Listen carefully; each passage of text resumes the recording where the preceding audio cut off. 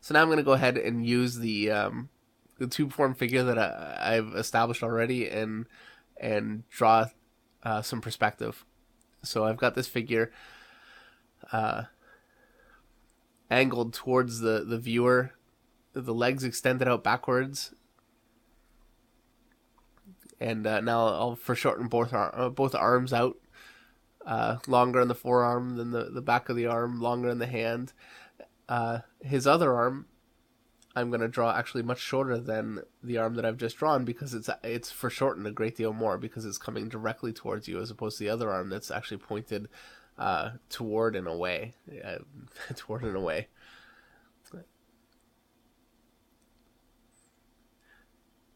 I think for figure drawing, this stuff that I'm doing right now is by far in a way the most important thing that you'll do. Everything else is just detail.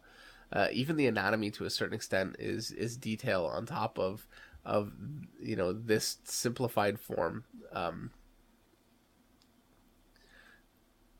Once you get comfortable with this, you'll be a really good portion of the way there in terms of being able to draw the human body effectively.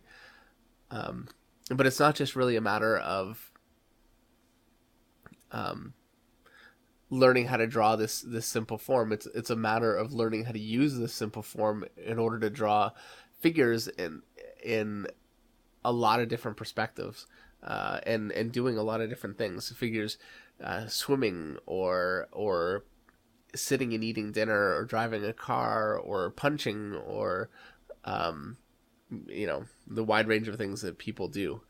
You need to get to the point with these sorts of very simple forms that you can, if somebody were to say to you, I want you to draw me somebody diving into a swimming pool, you could do that without having to look at anything. And that's really the whole point of doing this, being able to break down a figure into such a simple form that you can start to actually play with that figure and animate it in your mind. So now I've got a figure sitting down. Foreground leg, the leg coming towards us is much more foreshortened than the other one.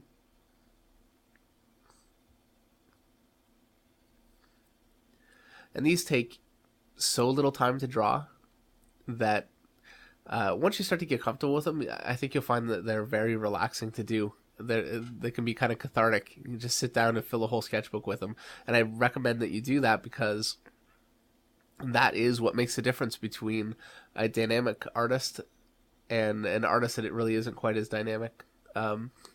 Just really getting comfortable and familiar with the way the body moves and the limits that the body has, because there's only so far that you can turn the chest away from the pelvis. If you turn one way and the other way, there's only so far that you can lift your arm directly over your head and back, or you can turn your neck. And if you push those things too far, your figures can become very unnatural looking. And if you don't push those things far enough, your figures can be very stiff looking. So it's a matter of learning those things well enough that it just becomes natural for you.